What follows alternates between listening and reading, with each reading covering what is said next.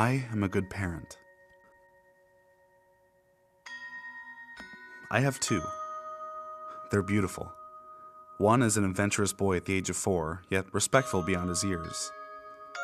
The other is an affectionate bundle of babbles with 6 months behind her. Together, they're an overflowing receptacle of love for my husband and me.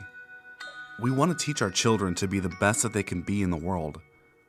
We are the breeders of curiosity and intelligence. Some parents refuse to explain things to their children.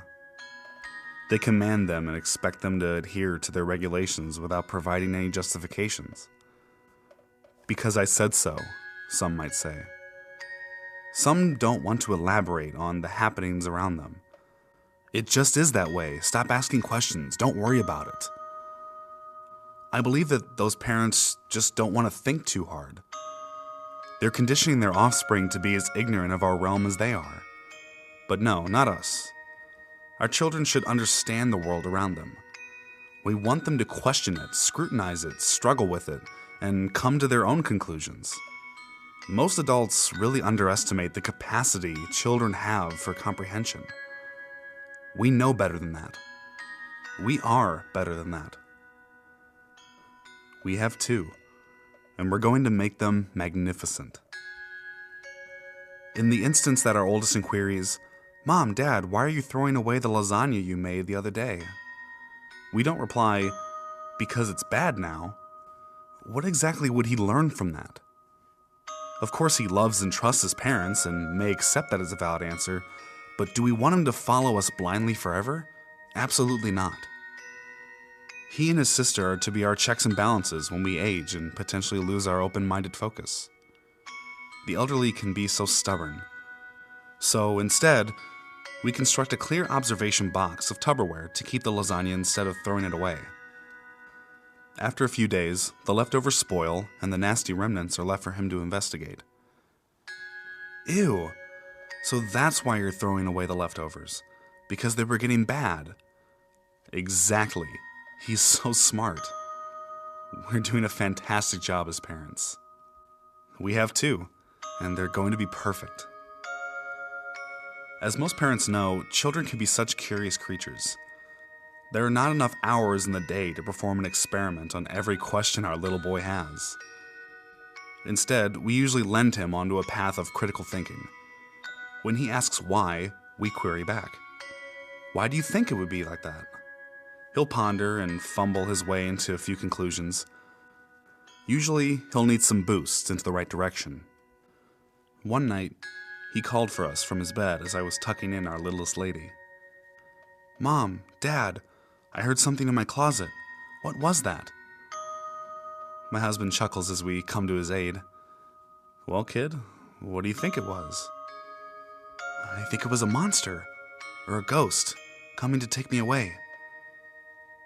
"Where have you seen one of those before? Have you heard about them on the news?" "Well, no. Just stories from the other kids, but I never saw them." Our little one considered other possibilities. Maybe it was an animal?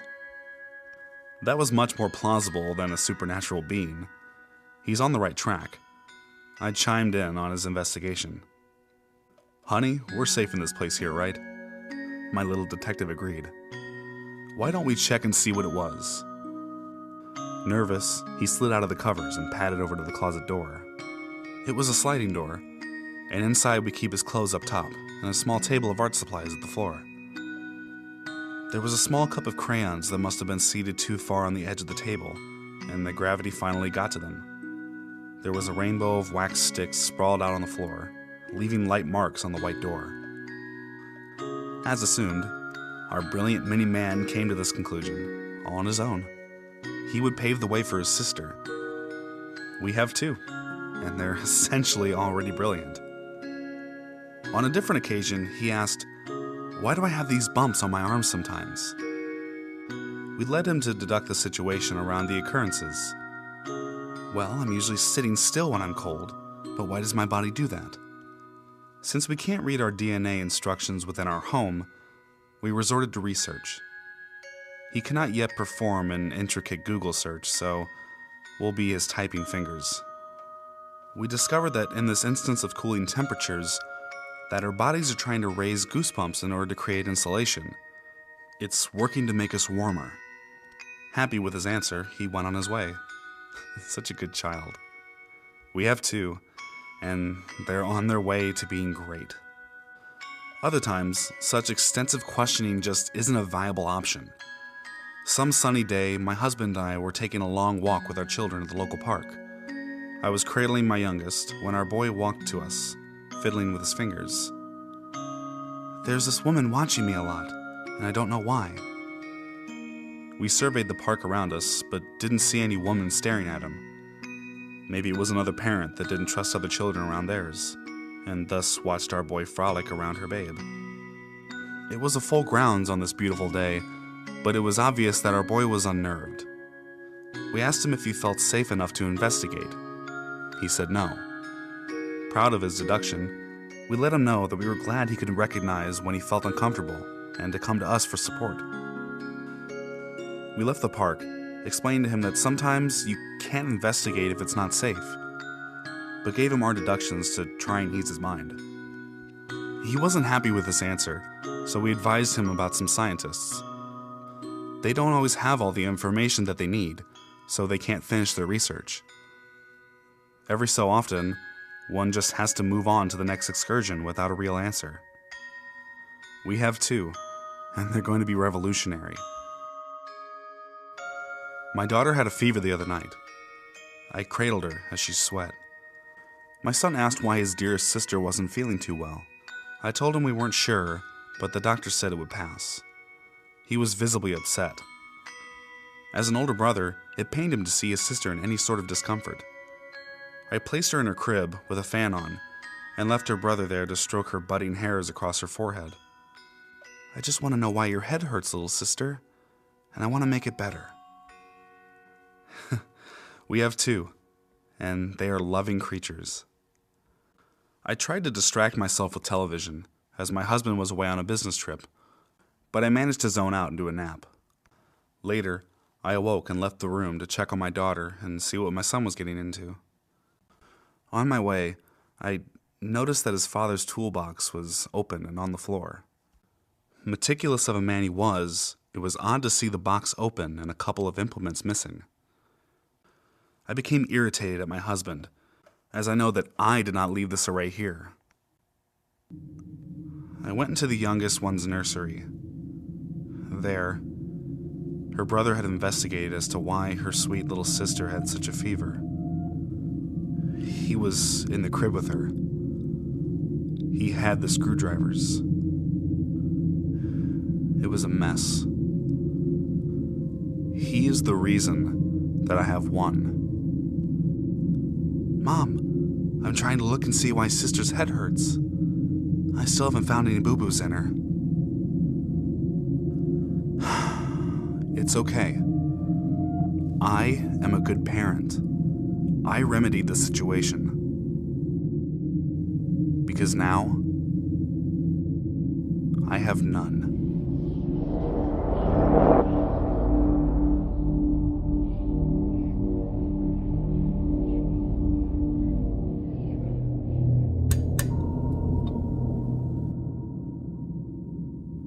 I found something, and I don't know what to do. Before I share this, I just want anyone that reads this to know that I love my wife. I love her so much. We've been having troubles for the past few years. She apparently wants children. I do as well, I guess. We went to clinics and doctors and therapists, and she cried and moaned, and I held her because I knew that this must be so hard for her. I stroked her hair and kissed her and promised that we would find a way. But I found something. I made her a small shed in our garden, sort of a studio for her painting. She loves to paint. I don't like to disturb her though. Her studio is her place, just like my man cave is mine. I don't know why I was so curious. She was away for the morning, driving to a gallery a few hours away, so I went in. God, I love my wife. But those paintings, they were creepy. That's the only word. Each one was of a family, a father, a mother, and a baby. And I realized that each one was us, huddled together, smiling. But the resemblance wasn't what scared me. It was the baby itself. On each canvas, the baby was a deep red, just aggressively painted against the serene family behind it. Yet still noticeably a baby, so tiny. I didn't stop looking around. I opened the door to the studio, to the tiny broom cupboard-sized room that usually held paints and brushes. When I opened it, I could hardly comprehend what I was seeing. I don't think I ever will. And I don't know what to do. I feel like I don't know her anymore. I feel like I married a stranger. And I'm scared. I'm fucking scared. I love my wife. But those tiny bodies, those crushed fetuses, smeared with that deep crimson blood she used as a fucking tool.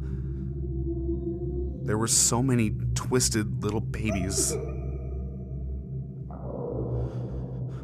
all rotting in that cupboard.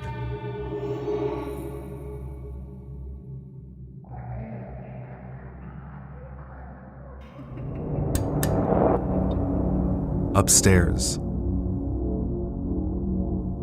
When I was a child, I lived in a rented 2-floor house. Both my parents worked, so I was often alone when I came home from school. One early evening, when I came home, the house was still dark. I called out, "Mom," and I heard a voice say, "Yes," from upstairs. I called my mom again, and again got the same "Yes" reply. I felt she was calling back at me and climbed up the stairs. When I reached the first floor, I called her once more, and the voice, "Yes," came from the furthest room. I felt both uneasy, but also felt a strong urge to see my mother, and started to walk towards the room. But just as I was about to open the door into the room, I heard the front door downstairs open, and my mother came in, carrying a lot of shopping bags. "Sweetie, are you home?" My mother called in a cheery voice. Hearing her voice made me feel instantly better, and I turned back to go downstairs at once. But not before I had a quick glance towards the room. While I watched from the top of the stairs, the door to the room slowly opened a crack. For a brief moment, I saw something strange in there. A pale face, staring at me.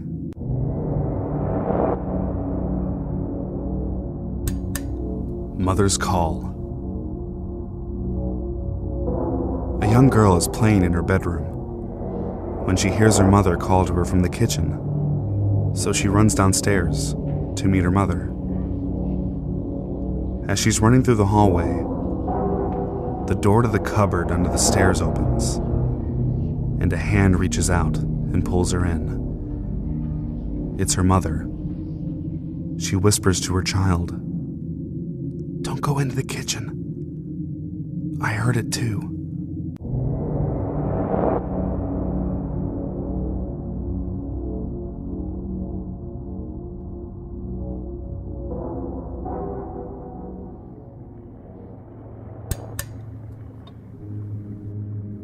Pete, the moonshiner. In the 4th and 5th grade, I spent the night at my friend Tom's house almost every weekend. Tom lived in a rundown farmhouse in the country. He shared a room with his older brother, Walter. The three of us would stay up late telling scary stories. The scariest was a true story. Here's how Walter told it. Back in the 1920s, this house was owned by a different family. Their closest neighbor was an inbred moonshiner named Pete. He lived in a shack deep in the woods and was frequently in trouble with the law. The parents warned the little boy and girl who lived there to never go near Pete's land.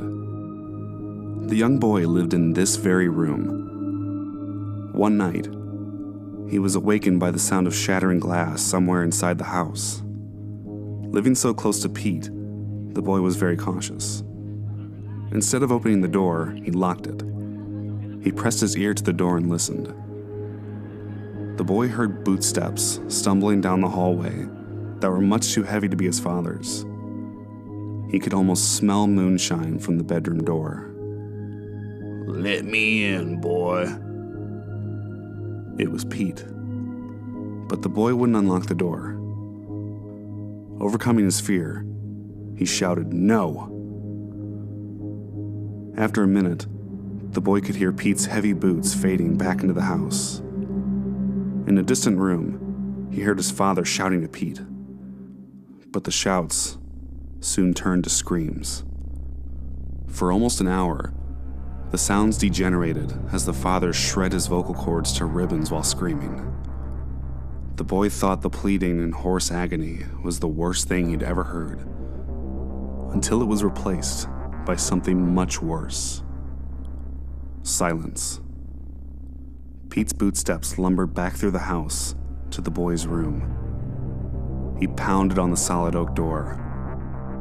"Boy, you better open up this door or you'll regret it." The boy could smell the moonshine through the door. Again, he said, "No." And so, it was his mother's turn. Her shouts and screams lasted for 2 hours. When they stopped, the heavy boots stumbled back to the door. The stink of moonshine was overwhelming. "Boy, you better open up this door. This is your last chance." The boy was terrified. "Please, don't hurt my sister." Pete was drunk and enjoying himself. He chuckled. "You better open up then, boy." But the boy knew better, and so he spent the next 3 hours listening to the screams of his younger sister. When the police came to investigate the house 2 days later, they found the mom, dad, and sister tied spread eagle to their beds. Pete had cut a small hole through each of their lower abdomens and pulled the bowels out of their belly inch by inch as they died in pain. They found the boy dehydrated but alive. He was still locked in this very room, pressed against this very door. He was completely catatonic. He spent the rest of his life in a sanitarium, occasionally mumbling, "Should I have opened the door? Should I have opened the door?" Pete was eventually caught and executed. His shack was torn down, but his ghost still haunts this house. Sometimes, we could smell a hint of sweet moonshine in the morning, and a pain in our bellies. And when we do, we know Pete was here during the night, trying to pull out our insides. The story really creeped me out, like 10 out of 10. I insisted that the three of us sleep with the bedroom door locked and the lights on. Your imagination is so strong at that age. I was terrified of every noise in the house before finally falling asleep. Whenever I woke at their house, I could even smell the faint, sweet aroma of Pete's moonshine. To be honest, I could usually feel pain in my lower belly. Whenever I told the two brothers about it, they would giggle and play along. "Yeah, I smell it too," said Walter. "Me too, and my stomach hurts," chimed in Tom, pretending to be scared. They moved to Utah when Tom and I were in the 5th grade. I haven't seen them since. Flash forward to this morning. I was sitting in the chemistry lab on campus. As we were setting up the experiment, one of the chemicals smelled exactly the same as my memory of Pete's moonshine. It's an incredibly distinct, penetrating, almost sweet scent. Not exactly like hard alcohol or real moonshine, but similar. I had not smelled it since those mornings after sleeping with Tom and Walter. This was the exact same smell. I picked up the bottle and looked at the label. Diethyl ether. It was ether. I stared across the lab in a daze, frozen. I remembered locking the door of their bedroom every night. I thought about waking with a faint smell of ether in my mouth. I remember the distinct pain of my bowels each morning. And then I realized there was no Pete the Moonshiner. They had been raping me.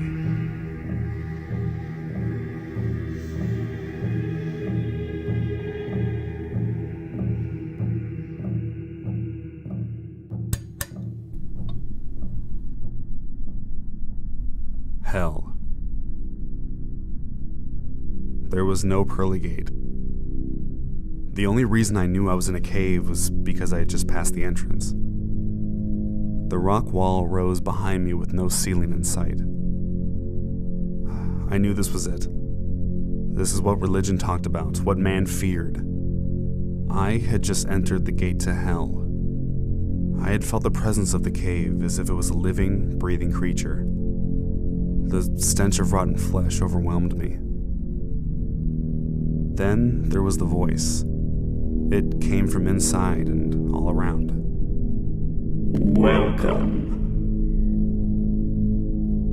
Who are you? I asked, trying to keep my composure. You know. The thing answered. I did know. You're the devil, I stuttered, quickly losing my composure. Why me?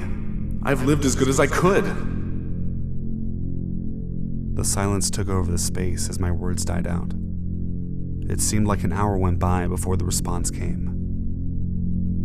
What did you expect? The voice was penetrating but patient. I don't know. I never believed any of this, I uttered. Is that why I'm here? Silence. I continued.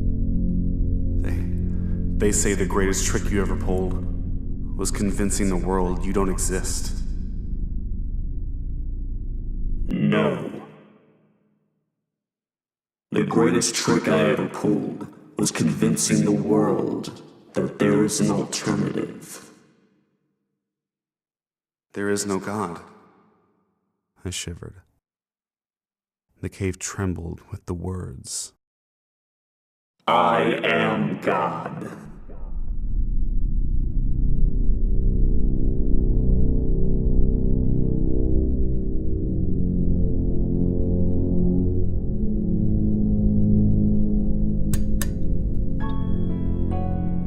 Mason. It was a dark and rainy day in February when I was hit by a small red pickup. February 15th. I was told I flew 15 feet before landing smack on my head. Apparently the driver was drunk and didn't see me crossing. I don't remember that day at all. 4 weeks I slept, in a coma that many feared I would never come out of. I was placed in a ward of children and teens with major bodily harm or disease. My roommate was a boy named Mason. I never did find out his last name. For the time in which I slept, he found out bits and pieces of me from my various visitors. My favorite color, what music I liked, other random things. The day I woke up, I was showered with love and attention from my family, and it took me almost an hour to realize the presence of the boy laying in the bed beside me. He flashed me a lopsided grin and quietly went back to the book he was reading. Eventually, I was left in peace, and after about 20 minutes of mental debate, I spoke up and asked him his name. His voice was smooth and low and never failed to make me shudder. We spent the rest of the evening playing 20 questions and becoming familiar with each other. Eventually, my doctor would break our quality time and give me the lowdown on my injuries and what the healing process would be like. He told me that when I was hit, not only did I give myself a nasty concussion, but my legs were also broken in my oh-so-graceful landing. They said I had a 60% chance of ever walking again. We became close instantaneously. The nurses would laugh and say we already looked like an old married couple, bundled up in bed watching whatever soap opera happened to be on television. Mason would just flash me his trademark grin, and I blushed and buried my face in his chest. We both had our good days and bad ones, Mason and I. On a particularly tough day of treatment for him, we both lay together with him trembling in my arms. I'll never forget the feeling of his soft hiccups, or the knot at the pit of my stomach. I finally got up the courage and asked him the million-dollar question. He had Hodgkin's disease. I don't think either of us slept that night. While my legs were transitioned from cast to braces, Mason's chemotherapy began. However, without fail, when I'd come back frustrated or in tears over a difficult session of therapy, he'd be there to comfort me with soothing words and reruns of I Love Lucy. Over the weeks, the chemo began to take its toll. His brown curls thinned to almost nothing, dark circles took permanent residence under his eyes, and his skin turned as pale as snow. As my legs grew stronger, the day I was released no longer seemed like something to look forward to. The day we decided to shave his hair was the day I broke down. I told him I would do anything. Give blood, bone marrow, anything to make him get better faster. But he just shot me his smile that instantly made me melt and wiped my tears away. 60%. Mason had a 60% chance of beating his demons, same as me. On May 12th, I was officially released from room 104. I would walk with a limp most likely for the rest of my life. Every other day, I would visit Mason. Each time I would leave, we would take a picture together. Over the months, I could compare our first picture and our most recent picture, and see how much he was deteriorating. It was heartbreaking.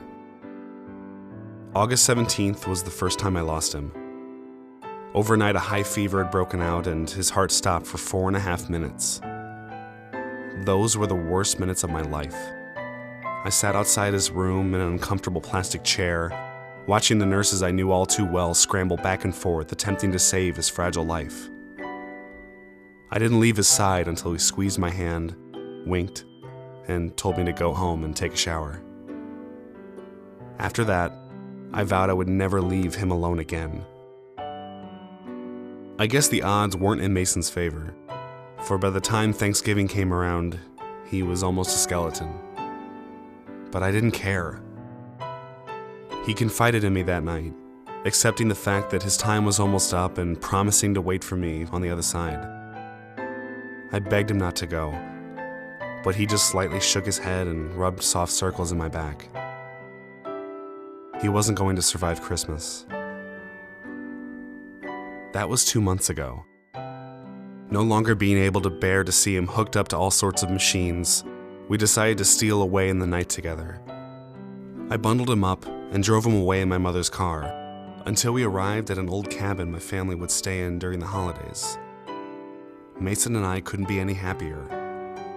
I don't care that I'm on the news every night. I don't care that every cop in the county is looking for me. All I care about is being with Mason forever. Even if his flesh is crawling with maggots and beginning to peel off his bones.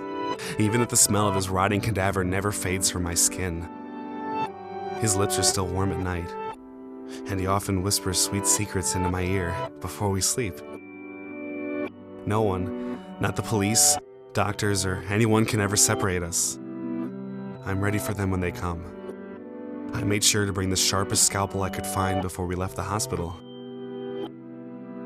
But until then, I'll lay in Mason's arms, or at least what I think were his once strong appendages, and we'll talk all night until he takes me away. We'll be together forever.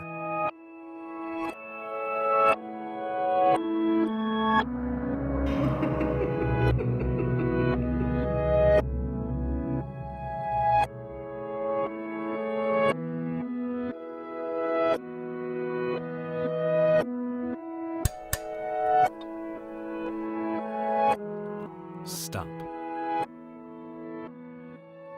It's been days since I've slept for more than an hour. Is that right? Days? Maybe a week? I can't tell anymore. There's a voice in my head, but I don't think it's in my head. Is it in my room? That can't be right. But it's there. always saying the same thing, and it won't stop. It starts in a whisper, like someone is across the room, and then it gets louder, like a faceless person running straight at you, screaming.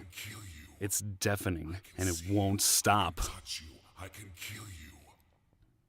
It's getting worse now. I lay in bed, and I can feel breath on my neck as it whispers, louder and louder, and it won't stop. I can feel myself frightening those around me. My family won't look at me.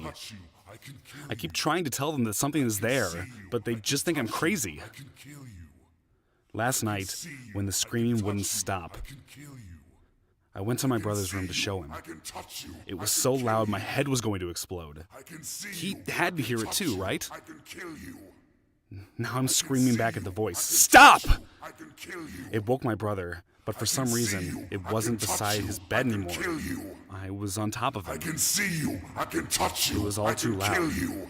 Coming from all corners of the room. I can touch My you. crying brother I can begging me, kill you. stop, please, you're hurting me, stop! I can see you. I can touch you. I can I'm kill conjuring you. my strength to banish the I voice, can see shrieking, you. stop, I can touch stop, you. I can stop! kill you.